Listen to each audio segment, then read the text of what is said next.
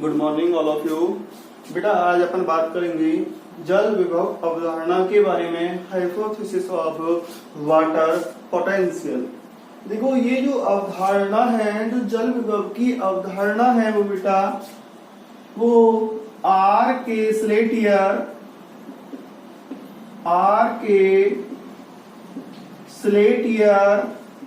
एवं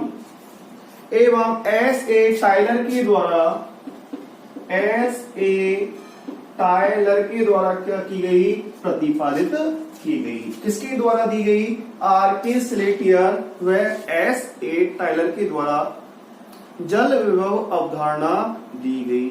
अब ये जल विभव किसे कहते हैं ना, क्वेश्चन ये है अपने पास, वाटर पोटेंशियल क्या है। देखो बेटा जो शुद्ध जल है क्या है, शुद्ध जल के अणुओं की स्वतंत्र ऊर्जा। क्या बेटा? शुद्ध जल के अणुओं की स्वतंत्र ऊर्जा। और इसकी तुलना अपन किससे कर रहे हैं? विलियन से ना। विलियन में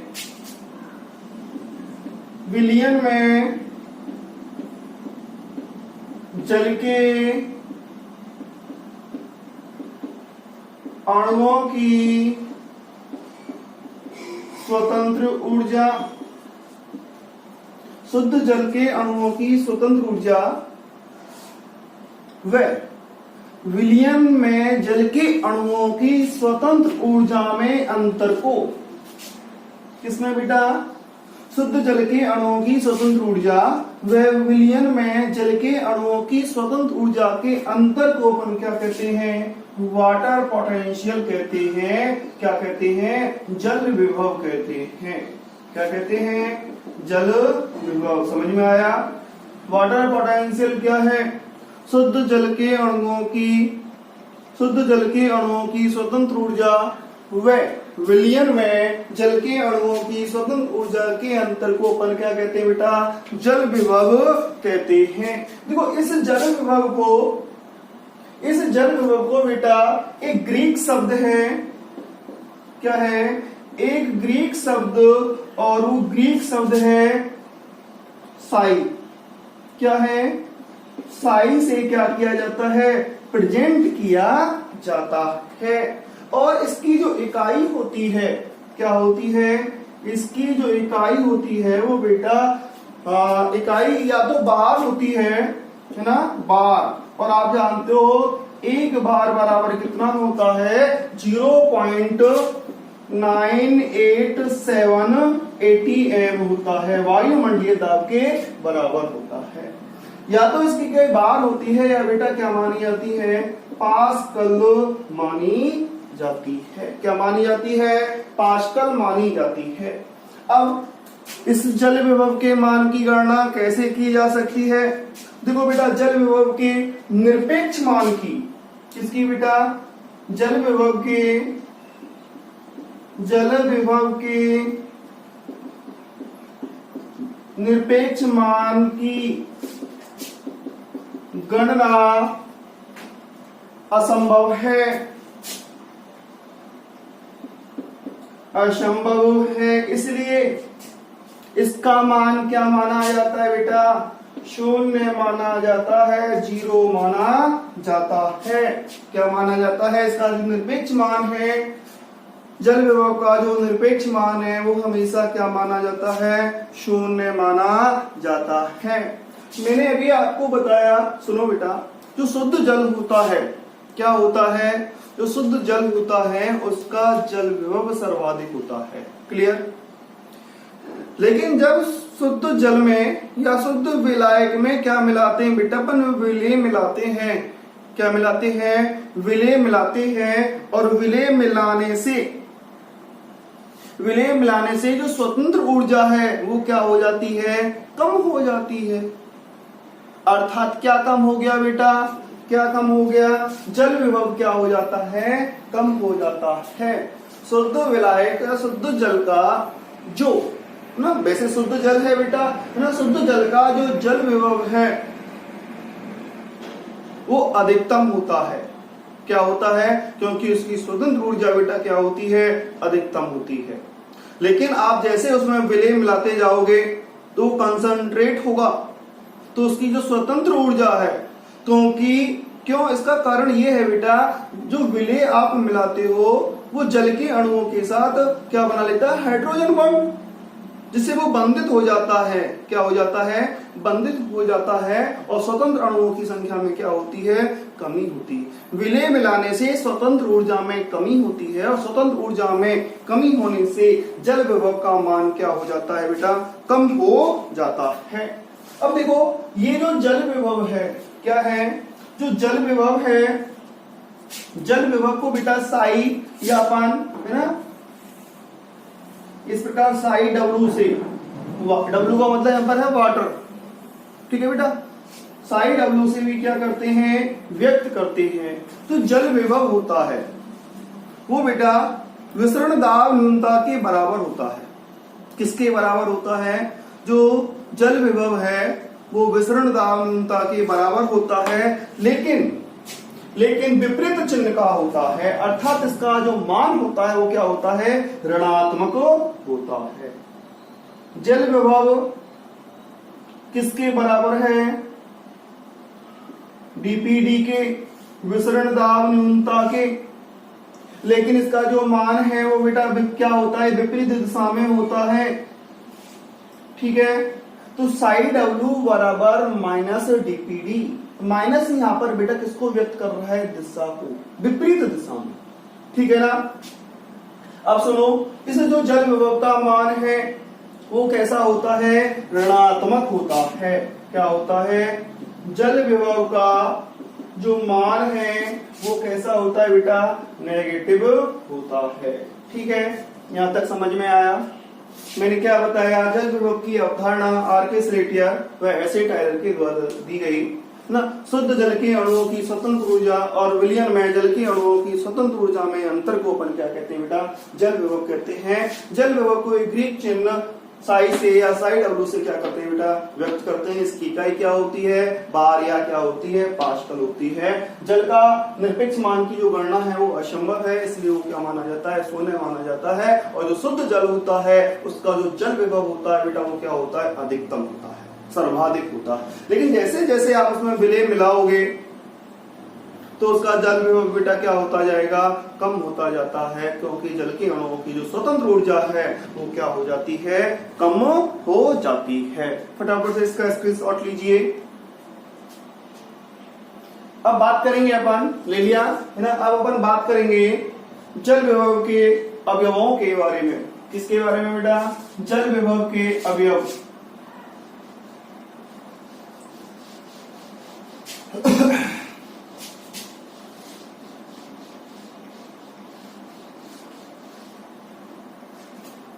जल विभव के अवयव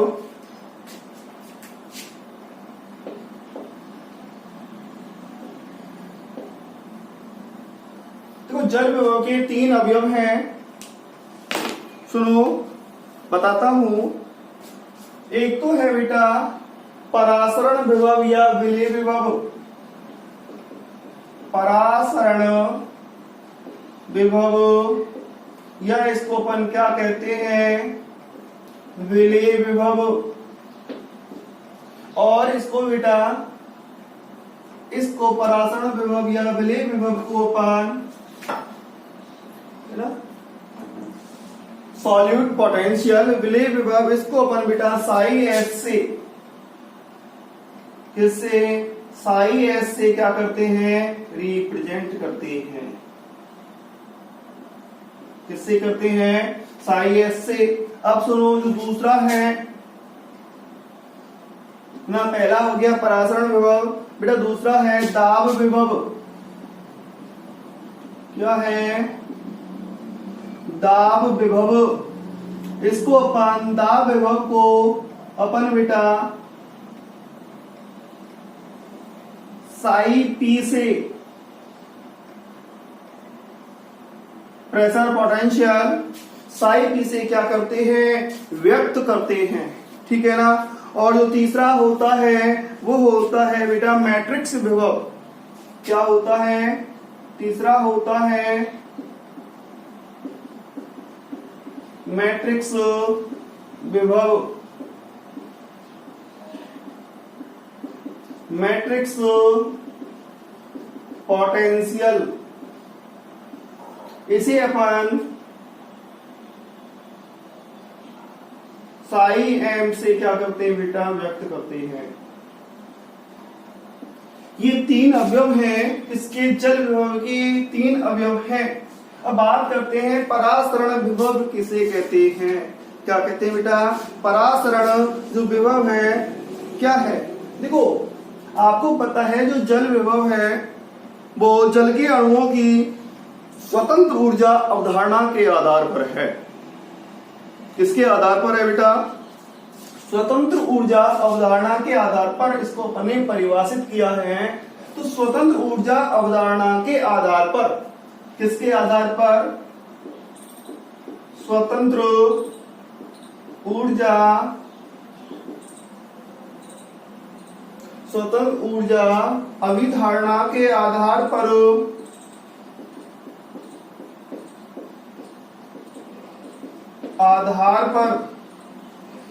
जो दाब, परासरण दाब होता है, क्या होता है, जो परासरण दाब होता है, ऑस्मोटिक प्रेशर होता है, जो ओपी होता है, जो परासरण दाब होता है उसे ही बेटा अपन क्या कहते हैं, परासरण विभव या क्या कहा जाता है, विलेय विभव कहते हैं। क्या कहते हैं, स्वतंत्र ऊर्जा अवधारणा के आधार पर परासरण दाब को क्या कहा जाता है, परासरण विभव कहा जाता है। भैया परासरणी विभव या बेटा क्या कहते हैं इसको, विलेय विभव कहते हैं। और इसका जो मान होता है, इसका जो मान होता है वो हमेशा क्या होता है, नेगेटिव होता है। क्या होता है, नेगेटिव। ठीक है भाई, परासरण विभव या विलेय विभव का मान क्या होता है, नेगेटिव। किसे कहते हैं, स्वतंत्र ऊर्जा अवधारणा के आधार पर परासरण दाब को ही क्या कहा जाता है, परासरण विभव या क्या कहा जाता है बेटा, विलेय विभव कहा जाता है। अब बात करते हैं दाब विभव किसे कहते हैं। देखो बेटा जो दाब विभव है वो भी स्वतंत्र ऊर्जा अवधारणा के आधार पर जो स्फीत दाब होता है, क्या होता है बेटा, स्फीत दाब, टर्गर प्रेशर, जो स्फीत दाब होता है उस स्फीत दाब को ही अपन क्या कहते हैं, दाब विभव कहते हैं। किसके आधार पर बेटा, स्वतंत्र ऊर्जा अवधारणा के आधार पर स्फीत दाब को किसमें, दाब विभव के रूप में क्या करते हैं बेटा, अभिव्यक्त करते हैं। क्या करते हैं, अभिव्यक्त करते हैं। ठीक, इसका जो मान होता है, इसका जो मान होता है वो बेटा कैसा होता है, धनात्मक होता है, पॉजिटिव होता है। क्या होता है, तो जल विभव है इन दोनों का योग या इन तीनों का योग होता है। तो अपन यहां पर ऐसे ही भी लिख सकते हैं, साई डब्ल्यू बराबर साई एस प्लस बेटा क्या, साई पी। अर्थात जो जल विभव है, जो जल विभव है बेटा वो किसके, परासरण विभव व दाब विभव के योग के क्या होता है, बराबर होता है। ठीक है ना। अब बात करते हैं अपन मैट्रिक्स विभव। देखो सबसे पहले बात करते हैं मैट्रिक्स या आदात्री किसे कहते हैं ना। यहाँ पर एक शब्द है बेटा मैट्रिक्स, उसको समझना बहुत जरूरी है। देखो मैट्रिक्स कोशिका की वह सतह है जो जल का क्या करती है, अधिशोषण करती है। समझ में आया। मैट्रिक्स या आदात्री किसे कहते हैं, कोशिका की वह सतह जो जल का क्या करती है, अधिशोषण करती है, एब्जॉर्प्शन करती है, अधिशोषण करती है। क्या कहलाती है, मैट्रिक्स कहलाती है। ठीक है, लिख देता हूं मैं यहां पर, कोशिका की वह सतह, कोशिका की वह सतह जो जल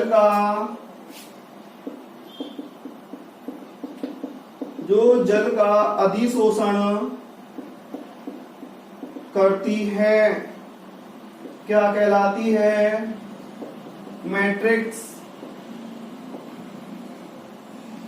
या आधात्री कहलाती है। कोशिका की वह सतह जो जल का अधिशोषण करती है क्या कहलाती है? मैट्रिक्स या क्या कहलाती है? आधात्री कहलाती है। अब इस आधात्री के द्वारा उत्पन्न विभव को, किसके द्वारा बेटा? आधात्री द्वारा उत्पन्न विभव को, आधात्री द्वारा उत्पन्न विभव को अपन क्या कहते हैं? क्या कहेंगे बेटा? मैट्रिक्स विभव कहते हैं। क्या कहते हैं? मैट्रिक्स विभव कहा जाता है, मैट्रिक्स पोटेंशियल कहा जाता है। आधात्री द्वारा जो उत्पन्न विभव है वो क्या कहलाता है बेटा? मैट्रिक्स विभव कहलाता है। इसका जो मान होता है, इसका जो मान होता है वो बेटा कैसा होता है? नेगेटिव होता है, ऋणात्मक होता है। ठीक है ना? किसका? मैट्रिक्स विभव का जो मान है वो बेटा क्या होता है? ऋणात्मक होता है। ठीक है ना? देखो, यह कोशिका के जल विभव को, जो मैट्रिक्स विभव है वो कोशिका के जल विभव को क्या करता है? कम करता है। अर्थात ये जल विभव को, जल विभव के मान को या जल विभव को क्या करता है बेटा? कम करता है। ठीक, अब सुनो, अब इनको अपन क्या कह सकते हैं? जैसे कि मैंने यहाँ पर लिखा साई डब्ल्यू, क्या बेटा? साई डब्ल्यू, और साई डब्ल्यू बराबर आपको मैंने बताया Sai S plus psi P, और यहां पर अपन क्या जोड़ सकते हैं? साई एम, है ना? तो जल विभव है वो बेटा किसके? विलेय विभव, दाब विभव और मैट्रिक्स विभव के योग के क्या होता है? बराबर होता है। लेकिन इन तीनों का जो मान होता है वो अलग अलग होता है। विलेय विभव का मान ऋणात्मक होता है, दाब विभव का मान धनात्मक होता है, और मैट्रिक्स विभव का मान क्या होता है बेटा? ऋणात्मक होता है। अब सुनो, ये जो मैट्रिक्स विभव है मृदा में तो इसका बेटा महत्व होता है ना। कोशिका वो मृदा से जल का क्या करती है? अवशोषण करती है, तब तो इसका महत्व है। लेकिन बात करें अपन कोशिकीय परासरण में, अब कोशिकीय परासरण में बेटा किसका महत्व नहीं है? मैट्रिक्स विभव का कोई महत्व नहीं है। इसलिए किसमें? कोशिकीय परासरण में, है ना, कोशिकीय परासरण में इसका कोई भी महत्व नहीं है। साई एम का कोई महत्व नहीं है। इसलिए आप क्या लिख सकते हो? साई डब्ल्यू बराबर Sai S plus psi P. Sai S बराबर साई डब्ल्यू बराबर Sai S plus psi P लिख सकते हो। क्यों? कोशिकीय परासरण में बेटा मैट्रिक्स विभव का क्या नहीं होता? कोई महत्व नहीं होता। महत्व कब होता है? कब होता है बेटा? जब कोशिका मृदा से क्या करती है? जल का अवशोषण करती है, या मृदा वाली परिस्थिति में मैट्रिक्स विभव का क्या होता है? महत्व होता है। फटाफट से इसका स्क्रीनशॉट लीजिए।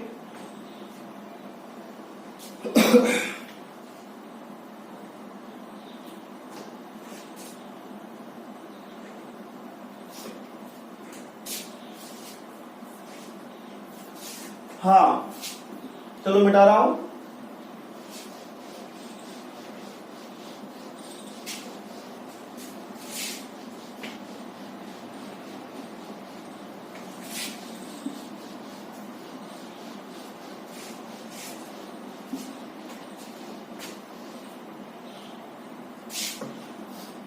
अंतः शोषण, अब बात करते हैं अपन अंतः शोषण के बारे में।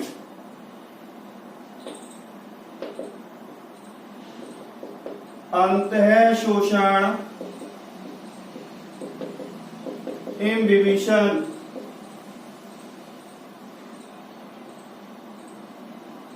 देखो बेटा, नाम से इंडिकेट हो रहा है अंतः शोषण। क्या?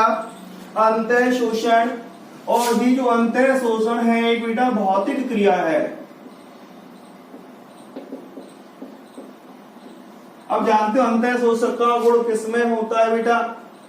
या तो कोलाइडी या सूखे पदार्थों में, कोलाइडी तथा सूखे पदार्थों में, कोलाइडी तथा सूखे पदार्थों में किसका गुण होता है? अंतः शोषण का क्या होता है? गुण होता है। क्या होता है? अंतः शोषण का गुण होता है। देखो, कोलाइडी या सूखे पदार्थों के द्वारा जल के अवशोषण को, किसको बेटा? कोलाइडी या सूखे पदार्थों के द्वारा जल के अवशोषण को क्या कहते हैं? अंतः शोषण कहते हैं। और जो पदार्थ जल को अवशोषित करते हैं, जो पदार्थ बेटा क्या करते हैं? जल को अवशोषित करते हैं, उन्हें अपन अंतः शोषक कहते हैं। क्या कहते हैं? देखो, कोलाइडी या सूखे पदार्थ तो क्या हो गए बेटा? अंतः शोषक। क्या हो गए? अंतः शोषक। और अंतः शोषकों के द्वारा जल अवशोषण की जो क्रिया है वो क्या कहलाती है? क्या कहलाती है? अंतः शोषण कहलाती है, इम्बिबिशन कहलाती है। देखो, अब जो ठोस पदार्थ या कोलाइडी पदार्थ हैं वो जल का जो अवशोषण करते हैं या किसी द्रव का जो अवशोषण करते हैं वो बिना विलयन बनाए करते हैं। क्या करते हैं बेटा? देखो, परिभाषा लिखा हूं मैं इसकी, है ना? किसी पदार्थ के ठोस कणों द्वारा, किसी पदार्थ के ठोस कणों द्वारा, किसी पदार्थ के ठोस कणों द्वारा किसी द्रव का, किसी द्रव का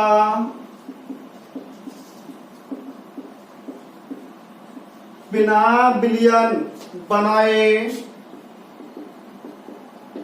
बिना विलयन बनाए अवशोषण को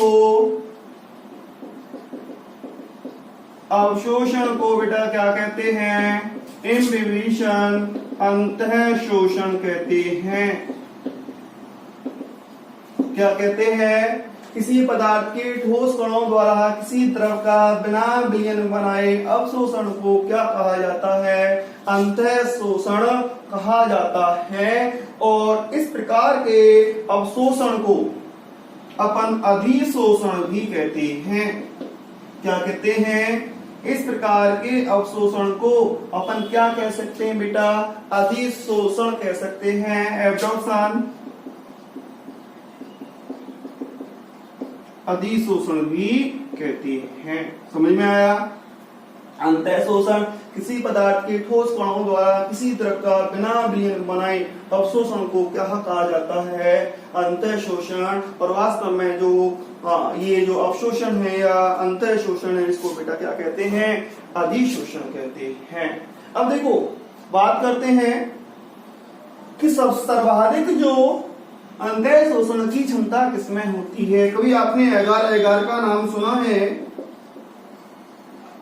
एगर सवालों से प्राप्त होता है बेटा। इसकी जो इम्बिबिशन कैपेसिटी है वो क्या होती है? सर्वाधिक होती है। इससे कम किसकी होती है?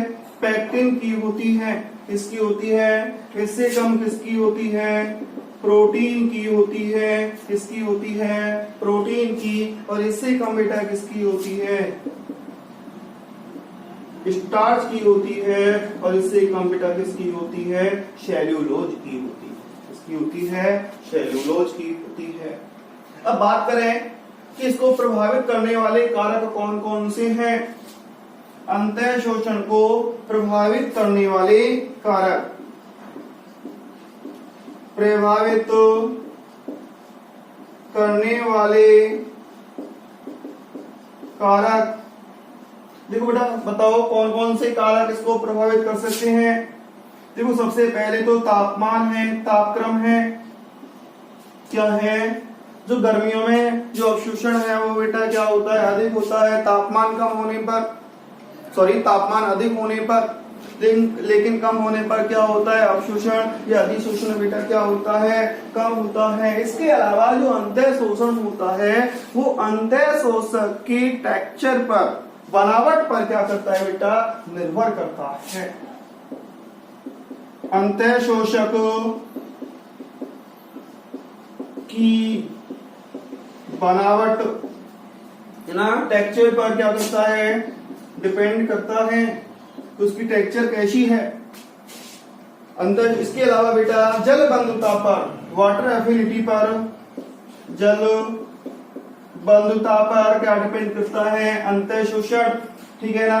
अंतः शोषण जल बंधुता पर कि कोलॉइडी पदार्थ के साथ जल के अणुओं की बंधुता है या नहीं। अगर बंधुता अच्छी है तो बेटा क्या होता है, अंतः शोषण बहुत अच्छा होता है। जैसे चना है, चने को आपने पानी में डाला, वो जल का क्या कर लेते हैं, अवशोषण करते हैं, है ना, और वो फूल कर क्या हो जाते हैं, बड़े बड़े हो जाते हैं, ठीक है ना। प्रयोग द्वारा बताऊंगा मैं आपको, स्पष्ट करूंगा अभी।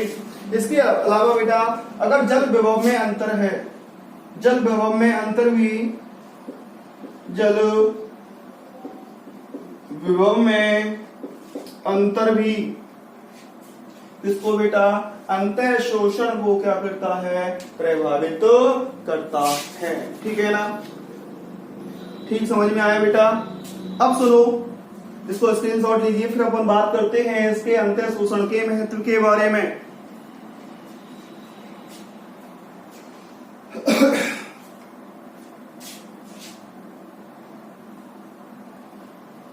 मिटा दूं?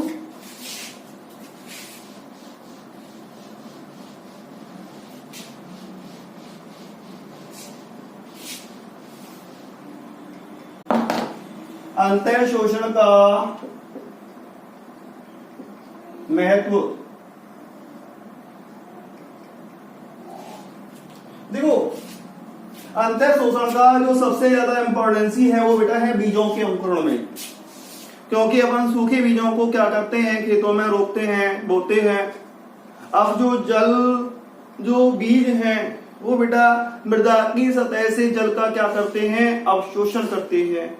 जब जल बीजों में अंदर प्रवेश कर जाता है, बीजों में उपस्थित एंजाइम सक्रिय हो जाते हैं, जिससे मूलांकुर और परांकुर का क्या होता है, विकास होता है। अर्थात किसकी क्रिया होती है, अंकुरण की क्या होती है, क्रिया होती है ना। बीजों के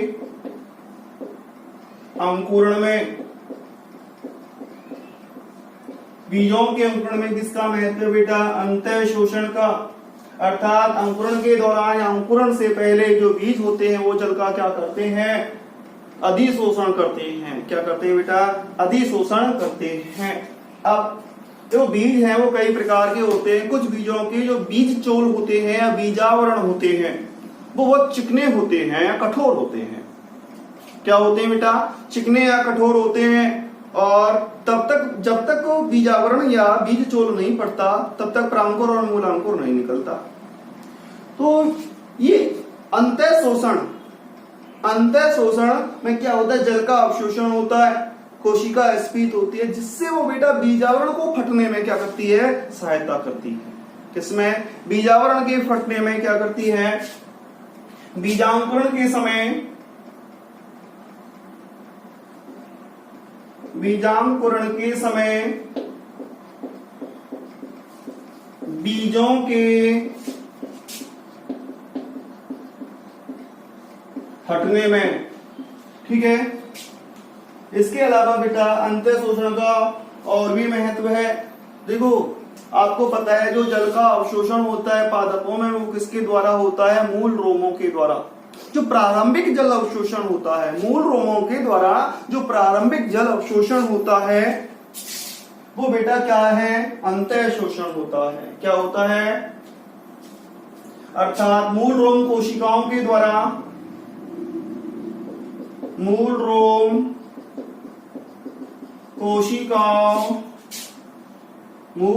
कोशिकाओं द्वारा जल के प्रारंभिक अवशोषण में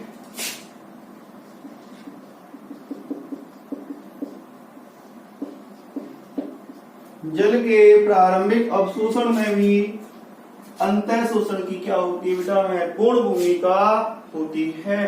देखो कुछ पादप हैं और उनमें पुनर्जीवनकारीकरण का क्या होता है, गुण होता है। ठीक है, जल अभाव में वो क्या हो जाते हैं, सूख जाते हैं, लेकिन मृत नहीं होते। लेकिन जल मिलने पर पुनः वो कैसे हो जाते हैं, हरे भरे हो जाते हैं, अर्थात उनमें क्या आ जाता है, पुनर्जीवन आ जाता है। ठीक है बेटा, अब ये जो पुनर्जीवन की क्रिया होती है वो किसके कारण होती है, जल अवशोषण के कारण होती है, इम्बिबिशन के कारण होती है, जल अंतः शोषण की क्या होती है, कारण होती है। ठीक, कुछ पादप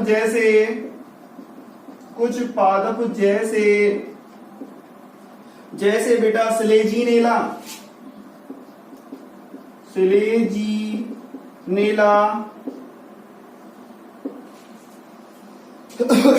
ना, लाइकेन, सिलेजीनेला है, लाइकेन है, जानते हो,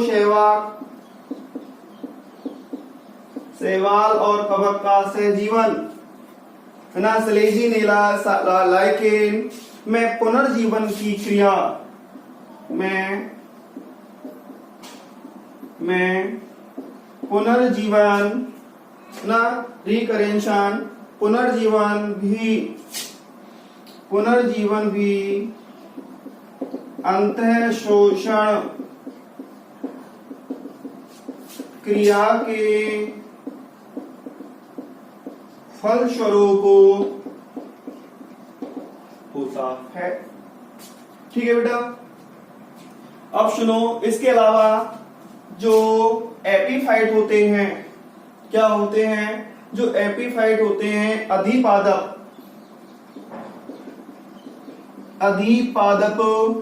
एपीफाइट होते हैं, और अधिपादपों की जड़ों के द्वारा, किसके द्वारा बेटा, जड़ों के द्वारा जल का क्या होता है बेटा, अवशोषण होता है। वो क्या है, अंतः शोषण होता है। ये मैंने आपको कुछ पॉइंट बताए ना, और इन पॉइंटों में या इनमें बेटा किसकी भूमिका होती है, इस भौतिक क्रिया की, कौन सी भौतिक क्रिया की, अंतः शोषण की क्या होती है, महत्वपूर्ण भूमिका होती है। ठीक है, स्क्रीनशॉट लीजिए इसका बेटा।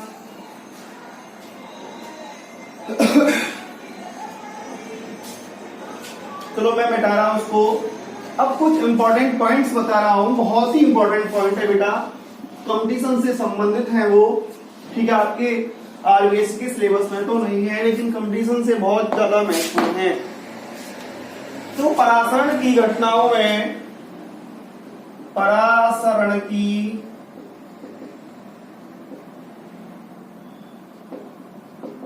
घटनाओं में जल के अणुओं की गति, जल के अणुओं की गति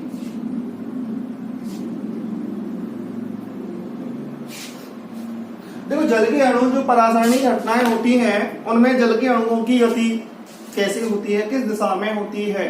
ठीक है बेटा, कुछ पॉइंट्स हैं, बहुत इंपॉर्टेंट पॉइंट्स हैं। देखो, जो जल के अणुओं की गति है वो बेटा उच्च जल विभव से, किससे, उच्च जल विभव से हमेशा कहाँ होती है, निम्न जल विभव की ओर होती है। किसकी ओर होती है, निम्न जल विभव की ओर। जल के अणुओं की गति हमेशा उच्च जल विभव से कहाँ होती है, निम्न जल विभव की ओर होती है।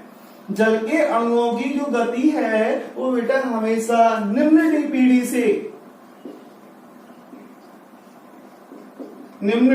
से हमेशा कहाँ होती है, उच्च डीपीडी की ओर होती है। किसकी ओर होती है,